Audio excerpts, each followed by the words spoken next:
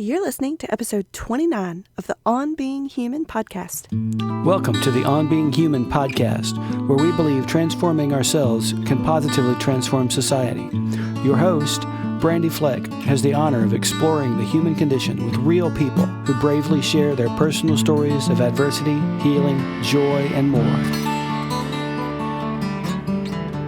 If you're seeking empowerment, strength, and inspiration, listen in to engage and explore tough topics that help us humanize one another, understand ourselves better, spread love, and connect.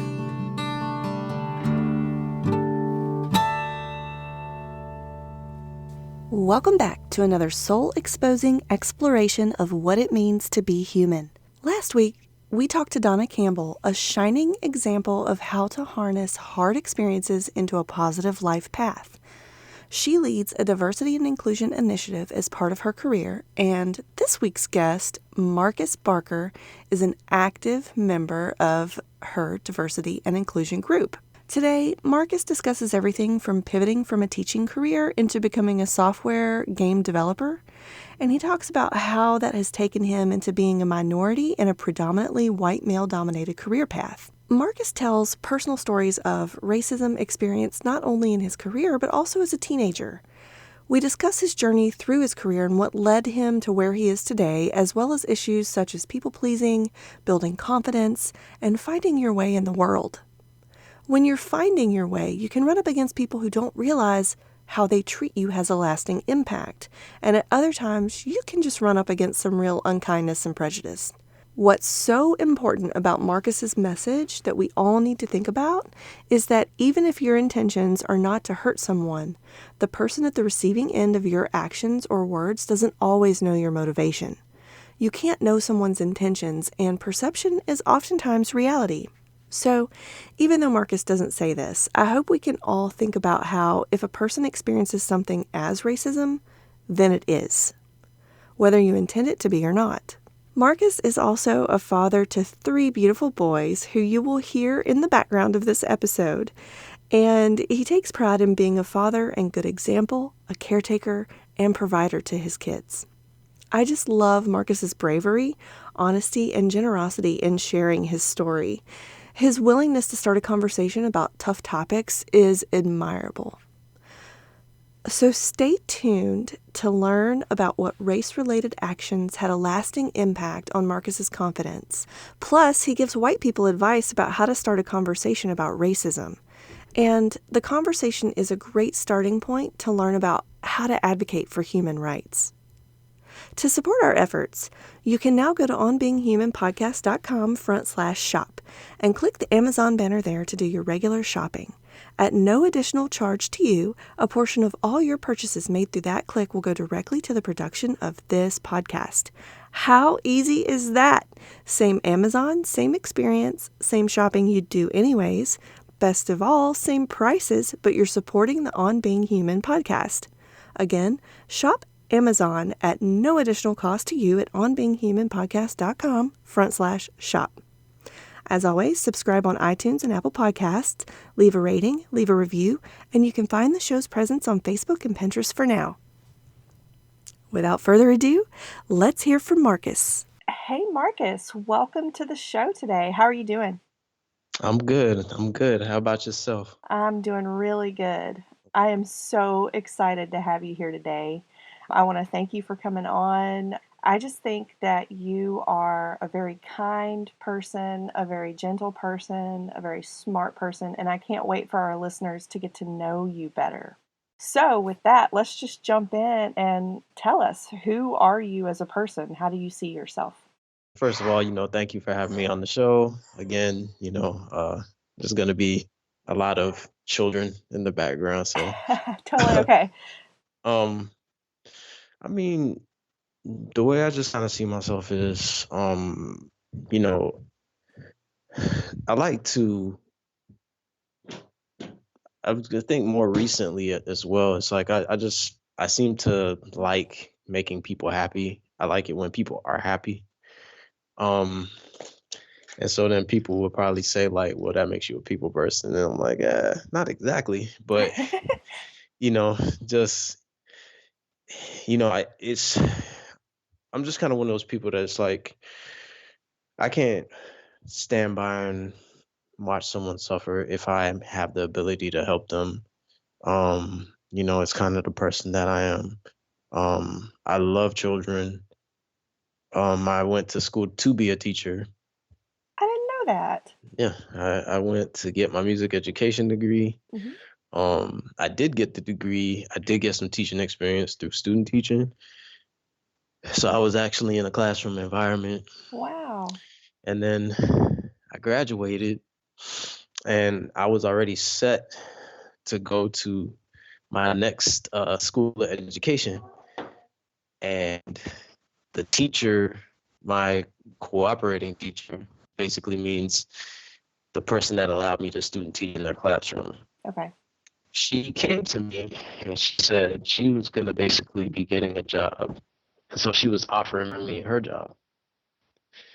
And because I was already familiar with the students and the students really loved me and they hated that I had to go. And she said that you know how to relate to these kids. Of course, I had to turn it down, unfortunately, because I knew I wanted to go on this track of learning how to be a game developer. And then that's kind of what led me to where I am today. And, being relatable to people, respecting people, um, it's a gift and a curse because sometimes you want people to like you, or at least for myself, it's like I want people to like me. Hmm. And that's not always going to be the case. And that's something that I struggle with. And I know people, this is really easy to just be like, you can't think about that. And, that's too much of a burden. And I have to say, it's still deep down, it still is important to me, even if I hide it, or even if I try to push it away or push it out of the personality, or just kind of the things about me or the thing that makes me me. I try to push it away, but it's really difficult for a person like me. What I hear you saying is that you're compassionate, you like to help people, and you respect people, and you really are just, I think, are a very giving person. And it's hard when people don't treat you the same way, I think. It doesn't bother me if like someone doesn't do the exact same thing I do for them. Okay, sure, yeah. More so if that's what I'm trying to do, or if I'm trying to help you and then for some reason you don't like me. Someone did tell me, if people don't like you, they have their own stupid effed up reasons for not liking you. Hmm. You just have to kind of get over it. And it's not easy because it's not a goal of mine. Like there are people that don't like me, and it doesn't really bother me. It bothers me slightly, but not so much to where it puts a dampener on my day, or Hmm. it affects me in such a negative way. But when it's like you have really, in my opinion, or from what I can tell, you have no real reason to dislike me. And if I care that much enough to ask you about it, and you're not willing to tell me, it does bother me Gotcha. because it's like, well, damn, like if I have a problem with you, I'm gonna tell you. Right. And the purpose of me telling you is not to be an asshole. It's for me to sit here and try to hash something out with you. I want our relationship to continue. So me telling you is a way of me saying, even though I don't really, whether I know you very well or not, I don't want there to be sour grapes. Right. I want us to get over whatever the issue was. Let's talk about it. Maybe I was completely in the wrong. I am not a perfect person. So, with that being said, help me to at least, even if we're not completely friends, help me to be a better person to you. Help me to be a better, helper, or a better associate to you. Yeah. We don't have to go and hang out and have a beer. It's just, hey, like, if I can help you, I would love to. If you can, if I need that in return, I would love that as well. But I'm not doing it for the gain of it. I'm doing it because I just like helping people. Sure. So Yeah, that makes a lot of sense. And before we get too far into the show, I am curious, how did you make the leap from music and music education to deciding you wanted to be a game developer or game designer? My sophomore year in school, like I basically came into the music school basically as an outsider. Um, Again, that's a whole nother story, but let's just say that a lot of people in the music school did not like me. They looked at me kind of like a charity case. Okay. So, you know, I had to switch from trumpet to tuba because of my armature. Okay. I was not really enjoying my major as much as I thought I would. I was really ready to get to the teaching aspect of it. And the thing about music majors, if anyone doesn't know, you're taking 4 years of music classes on top of any core classes you take in college. So where 12 semester hours is like normal, for us it'd be like 17, 18 semester hours. Okay. So I wasn't really enjoying it, but I knew I wasn't a quitter. And I happened to go home for the winter break, and I started working at a GameStop just to pass the time. Hmm. And one of the guys from my college was in there, and we're talking, and he didn't know I was really into games, and I was like, yeah, yeah, this is my MO. I love this. And he happened to be a software engineering student, and so I'm talking to him about it. I'm like, yeah, man, I really would love to, you know, learn how to do this with games because it seems like this has something to do with games. And what I mean by that is like I took computer science in high school, and we learned that that's how they make games, but I didn't find any schools for it, so I didn't see a point in me, you know, trying to pursue that as a career path at that time. Gotcha. And so he was like, "Oh, well, there's this school called Full Sail, down in Florida, and they teach that." And I'm like, "Get out of here!" So that night, I remember leaving work. I went to my little brother's house. And usually we go and play video games, but I was like, "Yo, let me just use your internet." And I look it up and I'm like, this school is awesome. And I'm reading it and I'm starting to like get all psyched up, like, oh my God. And at this point, I'm ready to leave Okay. school. I was like, all right, you know what? I could turn this bachelor's of music education to like bachelor in the arts because I could finish like this year and have a degree and then I can go. Hmm. And then my mom just kind of reminded me, like, well, you say you're not a quitter, you're gonna quit, blah blah blah. We already invested money in this. So I'm like, yeah, you're right. So, but I finished up school, finished everything that I was doing in Columbus, Georgia, which is where I went to school, and then just went to Full Sail as someone again who didn't really have like the best background. I had a good math background, but as far as programming, I just knew that I enjoyed it. Hmm.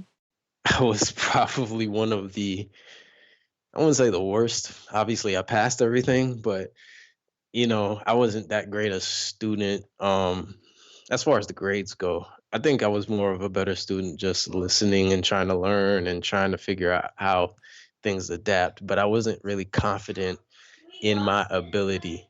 So, I managed to pass everything and then like I got lazy toward the end of the program as far as trying to find a job. And so one of the instructors there, she knew I had a teaching background and she was about to lose a lab specialist. And she was like, hey, I would love to hire you. You have a background in teaching.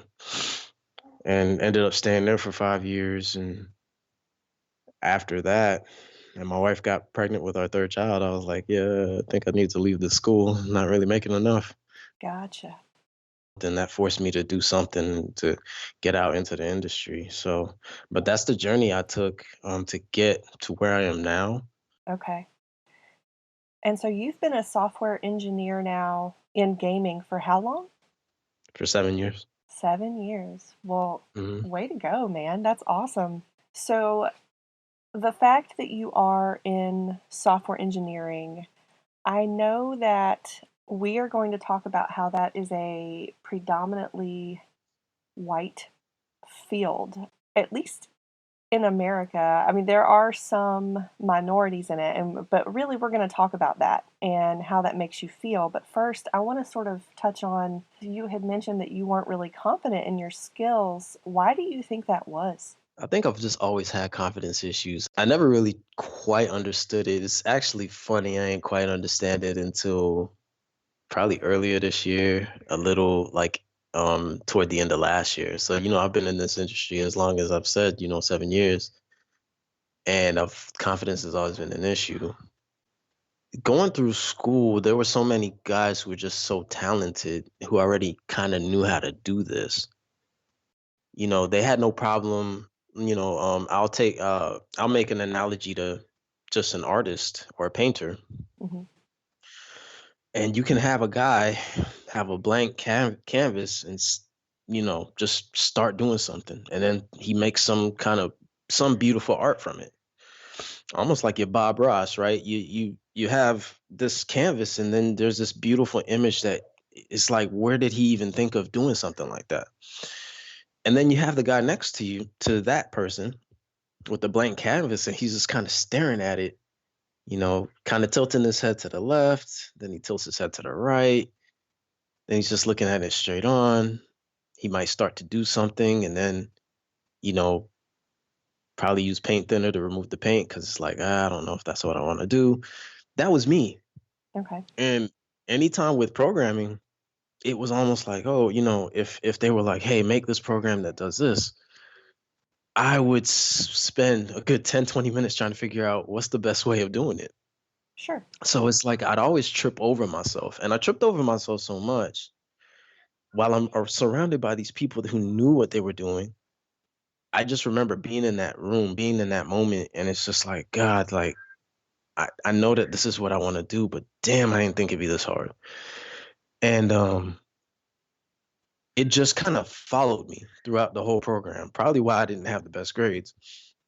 Even with studying, it's like I had a good book knowledge, but applying it just was not good. And it just really followed me. I don't know why it did. And even like my first job at EA, and even when I'm there, I really wasn't confident, but I tried to shake it. I tried to get rid of it. So when someone gave me a task, hey, do this or do that, I try to do it, but it would just take me a long time to really get it done. Okay. I guess it's just one of those things where it's, kind of going back to what we talked about before with just people, Hmm. how it just kind of, you see these talented people and what they talk about, and it's like, I feel so small sometimes because it's like, God, I guess whatever book they were reading, I guess I should have been reading that book, or, oh, the way that they're doing it, I guess I should do it that way. There's some good in that because you can pull different elements from people and, kind of make it your own, and you can mesh it together and make this, great sculpture from it or whatever, right? Hmm. But the bad in it is that you're pulling from people and you're not making it your own, Sure. Yeah. And so it's like I'm pulling from people, and I'm being so rigid because I'm not allowing my thoughts and my ability to just kind of flow free, even with having that knowledge, learning that skill set. I'm so rigid with, oh, this is how that person did it. I'm gonna do it like this. Oh, then oh, this is a great place to put this technique. So I'm gonna, stay rigid. And it doesn't, I work slow. Um, the results might come, but it comes at the price of at the cost of time, or my confidence still isn't there. So I've only learned recently where it's like I've had to kind of, okay, pull from somebody, but just get it done. You just do it. Just flow. Whatever comes to you, it just comes to you. Yeah. If something else comes to you, change it. And it's not easy. As easy as I'm making it sound, it's not always easy in the application. And I still struggle with it a little bit because sometimes I trip over myself and I'm like, okay, well, how am I going to do this? And at some point, I'll just say, just do it. Just start typing something. Right. Just go, you know, and then I'll start. type of something, and I'm like, oh, okay, I see how this flows. Okay, just start typing that. I try to make sure that, okay, don't stray away from like what you already see, and sometimes that happens too. Okay. So if I already see this path laid out in front of me of, okay, this is how Marcus needs to do it, I might try to stray a little bit off that path, and it's like I have to be rigid and say, nope, stay on this path for now. Like don't branch out anywhere. Just stay here. If this looks like the most inefficient garbage that you can type, then let it be inefficient. We can always fix it later. Sure. And sometimes I still got to tell myself that. So, Interesting. I think some of the stuff you're saying reminds me of just creating in general, whether it's writing or art or code or creating anything from scratch is sort of a process where there are so many possibilities. Sometimes it paralyzes you, and I have to do the same thing when I'm writing. I'm like, okay, just get these thoughts down on paper and then you can tweak it from there, but you just have to get it out. So, I can definitely understand. what's even funny about that work related story is that I had to do some documentation and get it ready for you guys. And I did it. I wrote it really good. And I was like, yes, this is nice, clean, concise. Yeah, I can't, Oh. they're not gonna say nothing.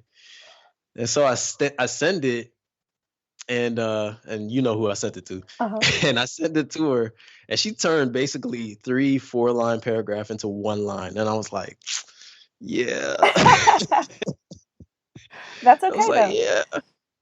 yeah. I thought my skills were better at this point after, 4 or 5 years working with y'all, but I'm not a guru like you guys are. That's funny. That's funny. So, well, yeah, so this is a great transition into, can you tell us what a day in your life looks like?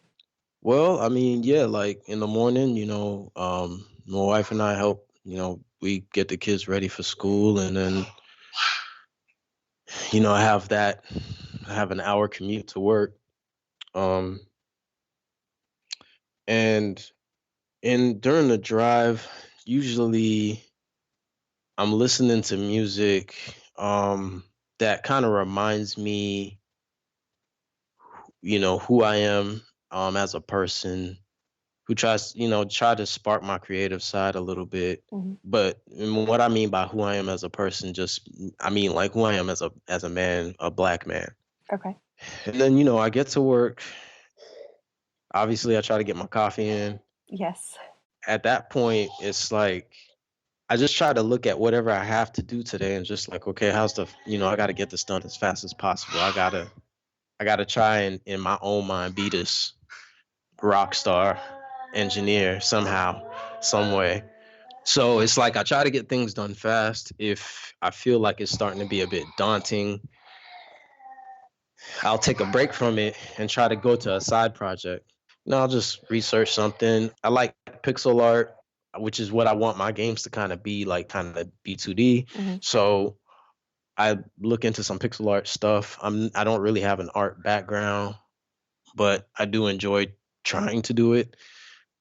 And then generally I'll just, get back to work.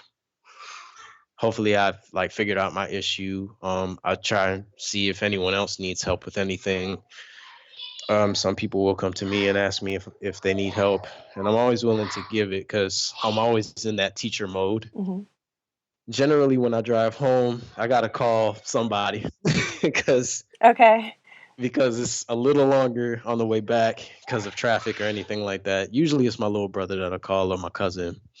We either talk about our days, we talk about video games, or the things that we go through in our lives, and then I get home and help my wife out, get the kids everything that they need, get them ready for school the next day. If I have a little bit of time, I try to, get on my laptop and try and do some code or design a feature or do some pixel art. Or if it's not the time to do that, time to spend time with the missus and spend time with her, and make sure we're good. And I mean, that's a typical day. Okay.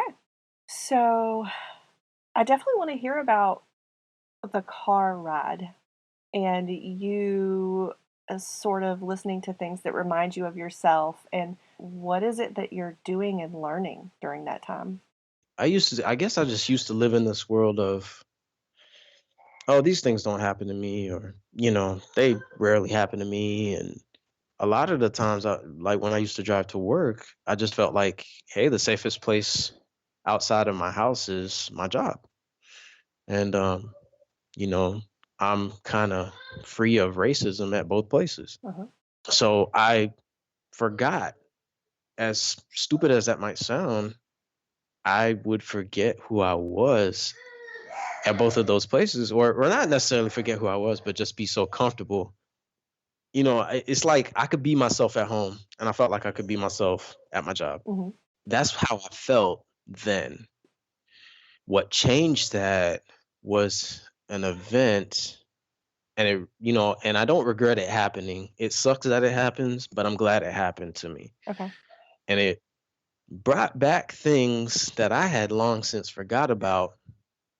It was like a meet and greet type of function, and there were some people from another office within our company, and they came to meet people, and I happened to be there, and I usually don't like a lot of these events because I feel like they're just kind of mushy, like fake events, and Mm-hmm. I'm just like, I'm not really interested. But I went to this one, and I happened to be I happened to be in the salad line, and one of the two of the people from that group of people that came happened to be in the line with me.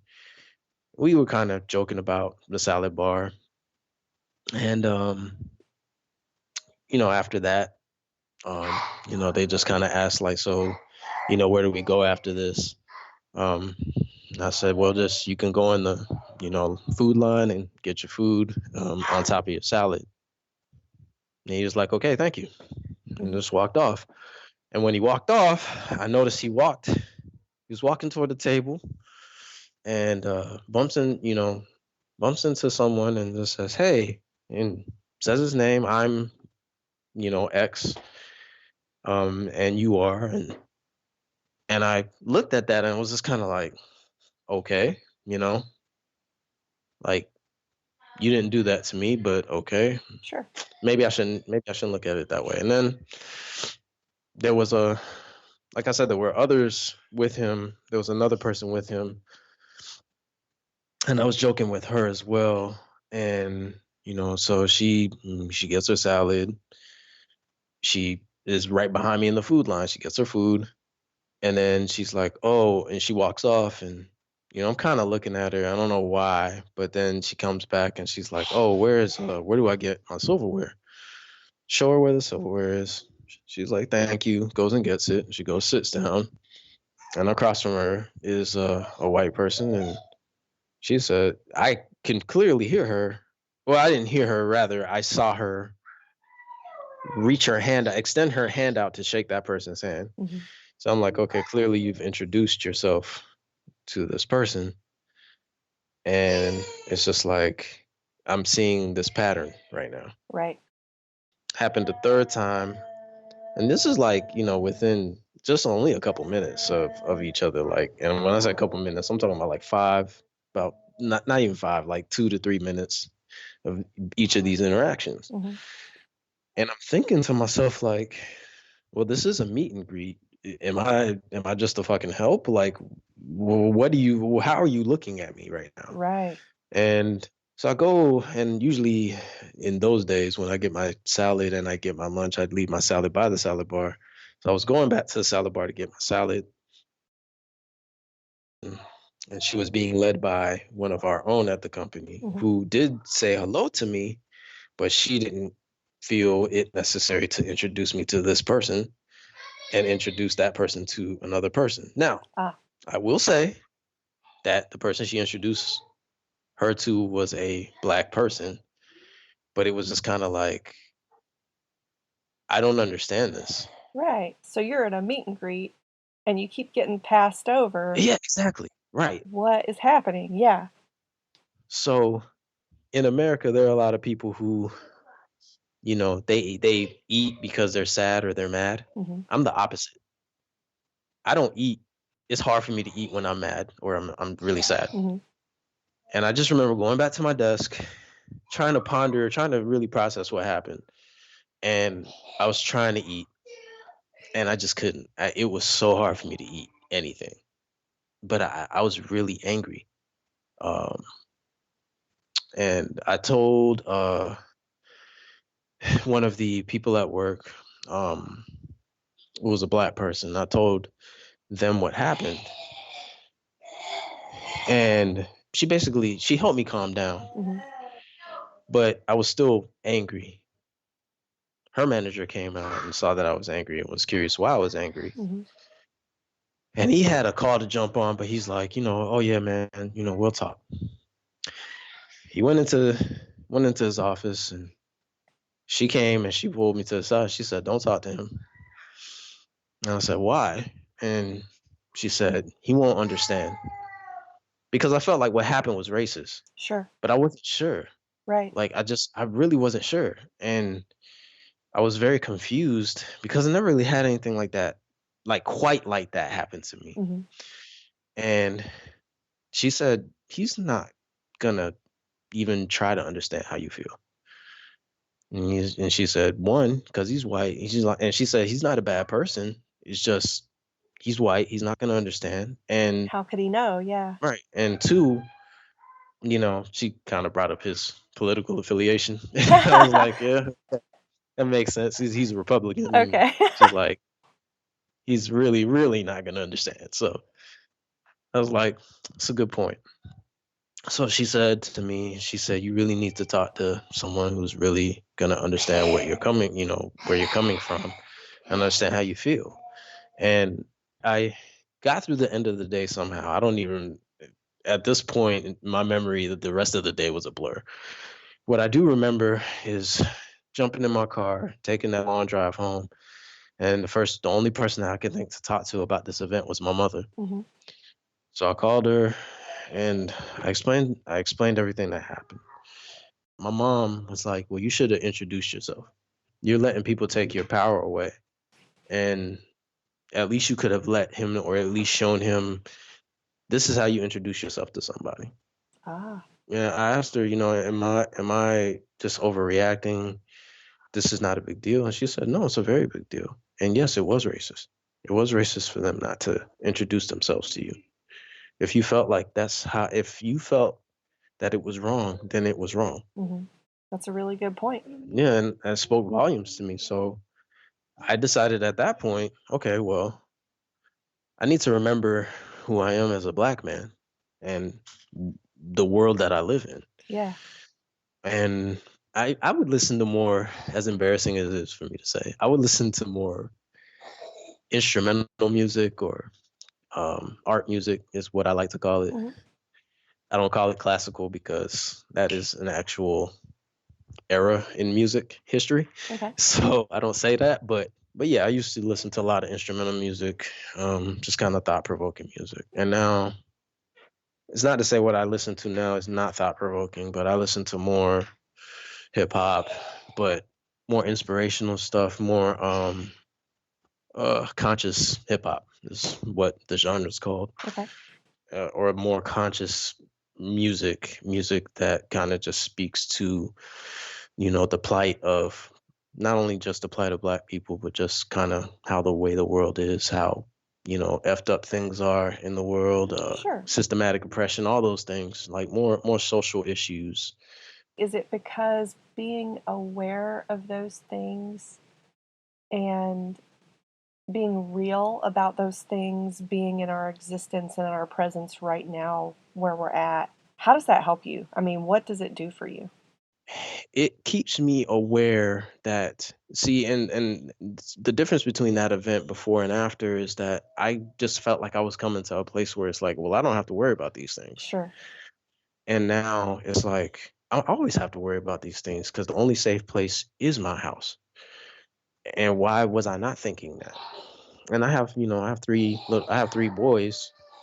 They're gonna have to face the same plight times 10 because all three of them are special needs. Uh-huh. So it's going to be tough for them to truly understand that, hey, daddy, I want to call the cops. And it's like, yeah, we can call the cops, but we can't always trust the cops for everything, Sure. and to have to explain that to little kids, and especially, ones that have learning disabilities, is not easy. Um, to say, yeah, they help us, but yeah, they hurt us too, Right. especially if you don't know your rights. And even when you know your rights, they can still attempt to hurt you. Right. So you can't always rely on that. So it's like I listen to that music as a reminder of, things are not going to be easy for you because just because of the color of your skin. And that's as fucked up as that is, that's the reality of the situation. It never leaves you. I don't know what the hell I was thinking prior to that event, that I thought, oh, I could just leave my color behind when I go to work. I don't know what I was thinking. And yeah, our that place of work is a very comfortable place to work, Mm-hmm. and a Yeah. place where it's like, yeah, I don't really have to worry about this much. But I have to stay prepared. I was not always the best employee. I have no problem saying that. Um, I had my issues, and I got over my issues. Mm-hmm. And one of the things that I had to learn, and especially my dad told me this long time ago, and for whatever reason, I didn't put it in the application until after, getting a bad annual review. Um, we have to work 10%. We have to work at 110%, because just working at the 100% is not going to be seen as 100% next to a white person. So you got to do that extra 10% just for the 100% to be seen. Sure. And that shit is true. And Because you've experienced it firsthand. I mean, it, yeah, yeah. people will pass me up just because I'm not doing it exactly the way that they're doing it. So it's like I have to do it the way that they're doing it and somehow make it better, somehow do it better. And it's just with everything that I do. And so I'm trying to instill that in my children, you know, go the extra mile with what you're doing, Sure. you know, but always go the extra mile. Don't ever settle for that 100. And it's easy to, and you can get lazy and do it, but I'm telling you, man, people just don't see it as 100% when you do it in a lesser way Yeah. than just going that extra mile with it. So listening to music, which constantly reminds me of who I am when I'm at work, and it makes me more aware of the things that are happening around me. Mm-hmm. It makes me less blind to the things that are happening around me. Real quick, just like I told you, when that event happened, it brought back memories of other things that happened to me that I didn't realize were racist. What were some of those things? Yeah. Yeah, allow me to tell you when this happened to me when I was I want to say I was 15 or 14. But I was with my mother. She went into a clothing store, and I was very into electronics, and the clothing store happened to be next to a Radio Shack. For anyone listening, like, Radio Shack was, I love that spot. I love that place. Because you could buy gadgets, electronics, stuff like that there. Go into the Radio Shack. There is a guy behind the counter, white dude, has glasses. I remember him being piebald. I think he had khaki pants. He definitely had his t-shirt, not t-shirt, excuse me, dress shirt tucked in, Mm-hmm. and I think he was wearing a coat, like a blazer or something. Says, "Hey, how you doing?" And I said, "Oh, hey, fine." And I always make the point, I'm not buying anything. I'm just looking. Mm-hmm. You know, don't know why I always said that, but I just say that so they don't have to waste their time trying to sell me something. Sure. So I was looking. He comes from around the counter, and he's, kind of sticking with me. Now, I didn't know what he was doing. I'm just like, okay, why is this dude like on me right now? Why is he this close to me? And so everything I picked up, I just kind of turned to him and I'm just like, hey, hey, yo, this looks pretty cool. Kind of starting conversation because it was just kind of weirding me out. Like, why is he going everywhere I'm going? I told him I'm clearly not gonna buy anything. I'm just looking. Mhm. He give a blurb on whatever it was I was holding, and I was, oh, okay, pretty cool. I put it back. This happened like 2 or 3 more times. As I'm going from spot to spot in the store. And the very last time I pick up something, I'm checking it out. And he says to me, excuse me, you mind tucking in your shirt? I was wearing black jeans. And they were baggy. And, this is the 90s. So I was a really skinny kid and I wear all these baggy clothes. Mhm. I had a button up. It was a button up shirt and it was plaid with orange and gray stripes. He said that to me. And I was very, very confused. And I'm like, start to tuck in my shirt. Yeah, like, who are you to tell me to tuck in my shirt? Like, It's just kind of like, why do I need to tuck in my shirt? And like, I'm asking these questions, and like the me now is like, well, you idiot. He's, racially profiling you. mhm. He thinks you're gonna steal something. But at that moment, I did not think that at all. It did not cross my mind, Brandy, not even a little bit. Yeah. There was a man in the back of the store with a customer, and he was standing there. He had same thing. He had a white dress shirt, khaki pants. He yelled at the dude and he said, hey, and he said his name. I don't remember what his name was. So he said, hey, my shirt's not tucked in. Why does he have to tuck his shirt in? And I told him, and I said, it's okay. I'll just tuck it in. And I remember what I was thinking. I was thinking, my parents keep telling me they don't like my baggy outfits, Mhm. and my mom's going to yell at me. And that's what I was thinking the whole time. Mhm. I wasn't thinking that it was racially charged, Right.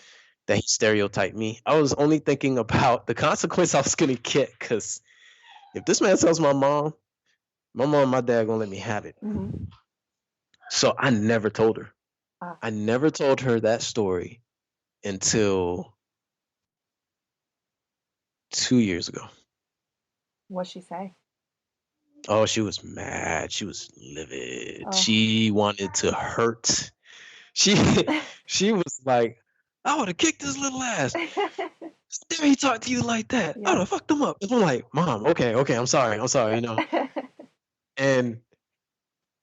But I was even scared to tell her then. I just started crying when I told her because I kept it from her. Yeah. But it was also a memory that I kept from myself, and I don't know why my mind did that. I don't know why exactly. I don't know exactly why I just suppressed that memory. I don't know why. Well, probably, if you allow me to sort of speculate, I think it was hurtful. And when you're doing the best you can do to be the best person that you can be, and you are a good person, but people automatically assume you're not just because of anything, your color, or, I personally can't say that I know about that, but I'm guessing it's like things you can't control and you have no control over. Why would people judge you on that? I honestly don't know. Um, and even part of it, like, I wasn't sure if it was just, oh, hey, I don't want my mom to know because she's gonna, like, you don't want to be proven, like, no one really wants to be proven wrong. Mm-hmm. But it does take a big person to fess up and say I was wrong. And it was just kind of like, I think it might have even been just one of those things where it's like, well, I don't want to tell my mom because then I have to basically tell on myself and say, hey, it's a bad idea for me to like dress like this, but I love dressing like that. Oh man, everybody in the 90s wore baggy clothes. It was the thing. My parents didn't like it either. They were like, God, you've got to get rid of those big pants. I did tell her that story. It was crazy. I broke down like I was a kid. It was hard for me to tell her. And when I told her, it felt I felt like this release. And when she even heard it, she just was like, God, why didn't you tell me, And I'm back in my 14, 15-year-old self, and I'm just Mm-hmm. apologizing and sobbing and like, I'm sorry that I didn't tell you. And she understood the pain so much, and she just got really, really angry. And when I tell you, you know, my mom curses, but she don't really say that. Like, she doesn't really say the F word much. She doesn't like that word. But when I tell you that she was saying that word, and I could hear the anger Mm-hmm. in her that, this man basically scarred her child. She just got so angry. And she just really was like, and Yeah. she remembers I went to Radio Shack. She remembers that day, kind of. Not the exact details of it, Mm-hmm. but when I mentioned that, I was like, that day that I went to Radio Shack, she was like, "Oh yeah, yeah, yeah, I remember that." Years and years ago, and for whatever reason, she remembers it too. Um, Mm-hmm. and she was just like, "I don't know why you wouldn't tell me something like that." I was wondering because I came back to the store early. Usually, she has to come and get me, and I went back to the store and I just stayed with her, and I just said, I'm just gonna stay here." Yeah. Um, Yeah, and she found it odd, and she didn't Which would have ask. been She odd just was like, I behavior, guess I he just guess. got bored. But she even said to me on the phone, she said it seemed like something was wrong Mm-hmm. with you because you usually I have to come and drag you away, and you came back before I was even done, and then you just sat down. You didn't even follow me. You sat, and I just said, yeah, that happened, and Yeah. I was scared because you're gonna yell at me for wearing the clothes that I wear, and she said, no, that happened. I would have I would have probably hurt that. Like, she was talking about physical violence against this man. Um so that that brought back Yeah. that memory. Thank you so much for sharing these personal experiences. I think it's really important. Help me and our listeners understand how to change these types of situations. What do you think somebody could do so that you don't have to worry about being at a disadvantage in public just because you're black?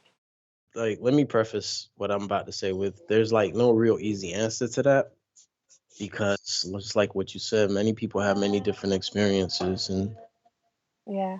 it's like I would only say, like, just because you see a black person, and regardless of how they might look, how they might be dressed, if they have a bunch of tattoos, if they have a bunch of piercings, like, as easy as it is for you to just make an assumption, you can't always make an assumption based on that. And here's the thing, it's like when I say those things, it doesn't mean don't be completely unaware of your surroundings. It doesn't mean, hey, just be oblivious to everything going on. Right. What I'm saying is that any one of the people that you interact with, could want to do harm to you. So don't let it only be the person that has piercings or who is black or who, is black and has a bunch of tattoos or is dressed a certain way. Because they're not the only people that could hurt you. And that's the problem that I feel like and I see. And it's like, oh, hey, they're black. They're definitely going to hurt me. No, no, no, no, no, no. They could, sure. Anyone can though. It's not just gonna be just because of their color of just Mm-hmm. being black or anything like that. There are white people out there who are dressed as normal can be, or what's normal for white people, and that man could or that woman can hurt you. You don't know with people, and keep that energy with everyone you walk past, not just the black people that you walk past. That's kind of how I scope out things. I'm not saying that everyone should do what I do, but like I mean, a good example, I went to Walmart last night Sure. and it was like 1 in the morning. I needed to pick up something because I planned on doing some yard work today. And, you know, there's so many different people there. Some people look like they had come from a basketball game. There were people there that I just wasn't sure why they're there. But I think the first thing I think is like, all right, is it a safe environment? Is anyone hostile or anything like that? And I'm not asking that because there are black people there or there are white people there. I'm just asking that because there was a lot of activity at 1 a.m. at Walmart. You know what I'm saying? So I'm like, there's a lot of activity out here. I Yeah. didn't expect this many people to be out here, but I don't Exactly. go out to Walmart 1 a.m. on a Friday night, early Saturday morning. And so the first thing I'm thinking is, okay, is like anyone being volatile? Is anyone like starting anything? And everything was kosher. Everything, people were just moving along. I'm coming to get this. I need this. You know, X person needs that. And once I got that vibe of it, I was like, oh, okay, well, let me go and do what I got to do. Yeah. You're part of a diversity and inclusion committee at our day job, and you sat on a panel discussion, sort of discussing the book So You Want to Talk About Race. And it was a book written by I guess, a black woman who wanted to educate white people, correct? Mm-hmm. Yeah. Yeah, and so the leader of this committee and panel discussion said something that really hit home, and she said, race is not a black problem. She said racism is a white problem. And I think that she was right. And so one of the main topics was you have to start the conversation, even if you're going to, make mistakes and things like that. You just have to start the conversation. And so, what advice would you give to a white person who wants to start the conversation, but who might be scared or who might not know how to approach it, whether it's with another white person or somebody of a different race? That's a tough question because it's like I can only bring my experiences, and for us, it's easy because of how disenfranchised we can be. I think the very first thing that I'll say to it is don't wait to be comfortable to talk about it. My wife and I have had these conversations a lot, and the biggest thing that we say about talking about race when it comes to white people is like they enjoy being comfortable. They are not comfortable with being uncomfortable. Race is not a comfortable conversation to have. You have to be okay to be uncomfortable. Gotcha. Yeah. As soon as I mention race, it's funny to see people just tense up. Oh my God. Like they just gasp like it was their last breath of air. Yeah. And like it's their last breath of air that they will ever take because, I brought up the topic of race. But it's a reality. It's a reality. We live in reality. I don't live in fantasy. Race is a topic. For white people to bring up that conversation, I would just say if you know what you want to ask, do research on what's sensitive and insensitive, I guess. What I mean by that is, for instance, if they wanted to ask, why is it that, why is it okay for black people to use, what word, the N word, and white people can't use it? Imagine a white man asking that question to a black person. It almost sounds like, well, I want to say it too. Why can't we say it? It's almost as if it implies that. And that's what I mean by be careful of how you're asking it. Right. Because if that's not what you're trying to imply, then you're going to have to ask it a different way. I can ask it that way, but then again, I won't need to ask that question. So if you wanted to know, you say, look, clearly when a white man says this, it means this, but you guys say it to each other, it means something different. Like, can you explain that to me? I just want to know, just for the sake of knowing, so that I can be knowledgeable. Yes. not to use it against anyone, but just to know why that is the way that it is. So if I'm ever confronted of, oh man, we should get to use that word too, I can say, well, you can't, and here's why. Understand Right. why we can't use that.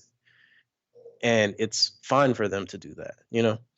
Um, no, probably wasn't the best example, but it just kind of comes down to like how you're asking a question. It's you know, Think about the impact your words have, I guess, and the meaning behind them. yeah, like and it'll come from, it's all about tone. So the tone of your words, the tone of your voice, you know, if you just go up to a black girl and say, you know, why y'all do y'all hair like that? It's like, what the fuck does that mean? Yeah. Like, instead of just saying, so I love how your hair looks. What is it about your hair, or what is it like? What do you do to like get your hair to look that way? Mm-hmm. You know, I just want to know. You know, there are things that I have asked white people because I don't like, because some things are very stereotypical. Some Mm-hmm. things are somewhat true, if I feel, because I've experienced them. Mm-hmm. But one thing that I felt comfortable asking some of the people that I work with at our company, one of the teams that I used to be on, and I said, look, y'all have to answer a question for me because I'm very curious. Why white people don't use seasoning? And they about busted out laughing. And one of them was like, I use seasoning. And I'm like, well, what is seasoning to you? Yeah. Um, and because I mean, it was a topic, and I never really thought much of the topic um until a loved one of mine brought it up. Mm-hmm. And I was like, I've had experiences like that when I was a kid where like I would go to a white friend's house or spend the night there, and Mm-hmm. their food was kind of bland Yeah. and didn't taste like my parents' food, and I'm just like, this is okay. Like I can stomach it. Um, and but it's like, but I felt like, but everyone's not like that. I know everyone's like not like that. Like not every white person doesn't use seasoning. There are those that do, but like majority of them seem to not use it. Mm-hmm. So but yeah, to answer the question, it's just comes down to the tone of voice that you use and the tone of your words. So Gotcha. I've got one more question I have to ask you. What does being human mean to you? just basically looking out for one another, Mm-hmm. and not, me personally, I hate the concept of money. I think that, hopefully that we should provide a service to each other, a service to humanity, Mm-hmm. um, and that we help each other out. Like, I don't think that we should always be looking for the best of this or the best that. It's just, what do we need? And to just help each other. Look past what you see in a person. And I'm not talking about their bad traits. I'm talking about physically. Mm-hmm. And if that person needs help, they, help them. Yeah. It's being human, you know. Good stuff. Well, Marcus, thank you so much for coming on the show today and for really getting this conversation with some difficult topics started. Thank you. No problem. Thank you for having me. You guys, isn't Marcus just so amazing? He really helps you think about impact and how actions can ripple out and affect the lives of others in ways you may not even be aware of. And how brave was it to share such personal stories of racism? I mean, I'm just so happy to have had him on the show. And for all the cool stuff that Marcus mentions, go to onbeinghumanpodcast.com/episodes/029. Be sure to leave us a rating and review on Apple Podcasts so others like yourselves can find the show and so we can continue to grow and serve you with valuable content and new heart-based offerings in the future. Plus, I would love to highlight your review on a podcast episode so you get a shout out for listening, and sign up to join in this conversation with me at onbeinghumanpodcast.com.